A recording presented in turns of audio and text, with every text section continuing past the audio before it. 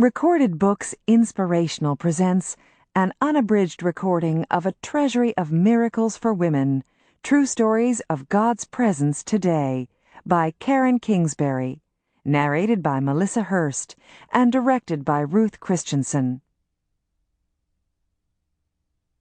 Angel in the Intersection. It was the last day of school, and Melba Stevens was waiting with fresh-baked cookies for her 7-year-old son Mark to come home. She sat in a chair by the window and thought about the conversation she'd had with the child that morning. "Mom, are there really guardian angels?" Melba had smiled. Lately Mark had been almost constantly curious about spiritual matters, and this was merely the next in a list of questions he'd asked lately. "Yes, son, there really are." He had taken a bite of his cereal and thought about that for a moment. "I'll bet my angel's huge, don't you think so?" Melba had stifled a laugh. "What makes you think that?" "Because I'm the kind of kid who needs a really huge angel, that's why." Melba chuckled to herself now, thinking of the way Mark's eyes grew large when he talked about his overly large guardian angel. Silly boy, she thought.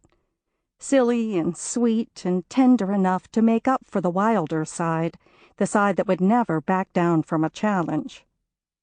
Mark was their only child, a special gift considering the fertility problems Melba had experienced. Doctors thought she'd never be able to conceive, and when Mark was born, they'd had no choice but to perform a hysterectomy. There would be no other children. But that was okay with Melba and her husband. Mark was a very special child, and more than enough to fill their home with love and joy and laughter. Melba smiled as she thought of the fun summer they had planned. "Hurry up and get home, Mark. Your mama's waiting," she whispered. Then she went to the kitchen to pour him a glass of milk.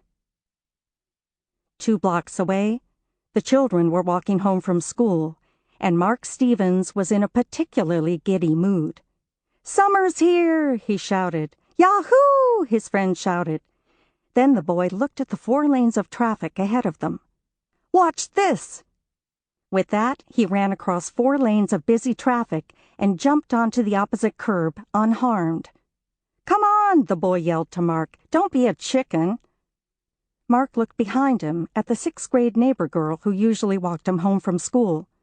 She was distracted, talking to her friend. Mark glanced at his friend once more and hesitated. His mother had forbidden him. Sample complete. Ready to continue?